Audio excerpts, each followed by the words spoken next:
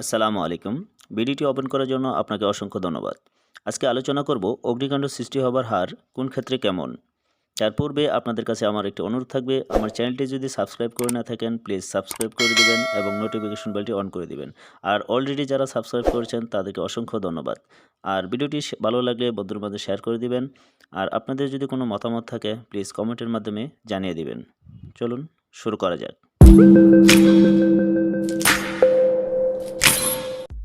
বৈদ্যুতিক কারণে অগ্নিকাণ্ড হয়ে থাকে ৪৪%। কারণ নিম্নমানের বৈদ্যুতিক পণ্য ব্যবহারের ফলে প্রায়ই শর্ট সার্কিট হয়ে থাকে এবং ওয়েল্ডিং, গ্যাল্ডিং এসব কারণেও অগ্নিকাণ্ড প্রায়ই ঘটে থাকে।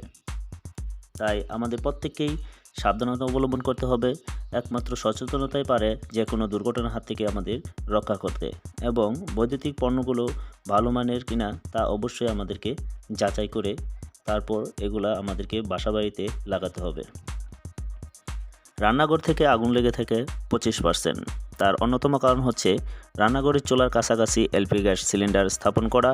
আরেকটি অন্যতম কারণ হচ্ছে এই গ্যাস সিলিন্ডারগুলো যে বিস্ফোরণ হয় তার আরেকটি অন্যতম কারণ এই ডেট এক্সপায়ার সিলিন্ডারগুলো পুনরায় কিছু অসাধু ব্যবসায়ী বাজারজাতকরণ করে।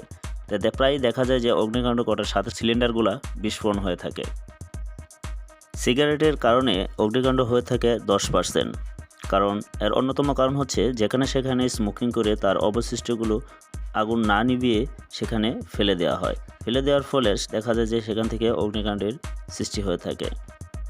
তাই এ সম্পর্কে আমাদের প্রত্যেকেই সাবধানতা অবলম্বন করতে হবে। ডাস্টের কারণে আগুন লেগে থাকে 6%। অতিরিক্ত মাত্রায় যদি যে কোনো জায়গায় যদি ডাস্ট থাকে, অতিরিক্ত তাপের কারণে সেখানে ডাস্ট থেকে আগুন লাগার সম্ভাবনা হয়ে থাকে 6%। তাই কোনো জায়গায় যদি ডাস্ট জমে থাকে প্রতিনিয়ত এগুলো আমাদের পরিষ্কার পরিচ্ছন্ন রাখতে হবে, এবং যে কোনো জায়গায় যদি ময়লা আবর্জনা থাকে তা পরিষ্কার রাখতে হবে। একটা জিনিস যেটা আমরা জানি যে পরিষ্কার পরিচ্ছন্নতা ইমানের অঙ্গ। তাই আমরা নিজেদের কর্মস্থল, বাসাবাড়ি যে কোনো জায়গায় আমরা ডাস্ট বা যে কোনো ময়লা আবর্জনা পরিষ্কার পরিচ্ছন্ন রাখব। খোলা বাতি থেকে আগুন লেগে থাকে 5%। যেমন ধরেন যে একটা মোমবাতি, এটা হচ্ছে একটা খোলা বাতি বলা যায়, যে এখান থেকেও আগুন লাগার সম্ভাবনা 5%। বা ছোটো ছেলেমেয়েরা আগুন নিয়ে খেলা করার কারণেও আগুন লেগে থাকে।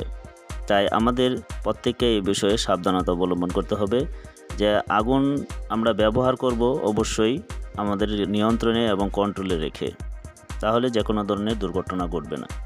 তাই আমাদের প্রত্যেককে এই বিষয়ে সচেতন হতে হবে। ঘর্ষণজনিত কারণে আগুন লেগে থাকে 3%। যে কোনো জিনিস যদি অতিরিক্ত মাত্রা ঘর্ষণের ফলে উত্তপ্ত হয়ে সেখানে ডাস্ট বা ময়লা জমার কারণে আগুনের সূত্রপাত হয়ে থাকে। তাই এ বিষয়েও আমাদের প্রত্যেককে সাবধানতা অবলম্বন করতে হবে।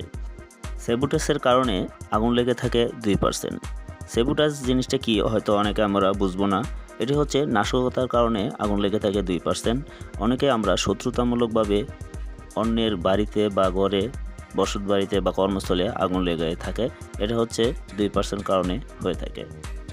বাকি অন্যান্য কারণে আগুন লাগার কারণ হচ্ছে 5%। অন্যান্য অনেক কারণে আগুন লেগে থাকে, যেমন মশার কয়েল, আতশবাজি পোড়ানো, এসব বিভিন্ন ধরনের আরও কারণ রয়েছে। এসব কারণে আগুন 5% হয়ে থাকে। ভিডিওটি আজকের মতো এখানে শেষ করছি। আপনারা কী ধরনের ভিডিও পেতে চান কমেন্টে আমাদেরকে জানিয়ে দিবেন। আপনাদের সুস্বাস্থ্য এবং সুন্দর জীবন কামনা করে আজকের মতো এখানে বিদায়। আল্লাহ হাফিজ।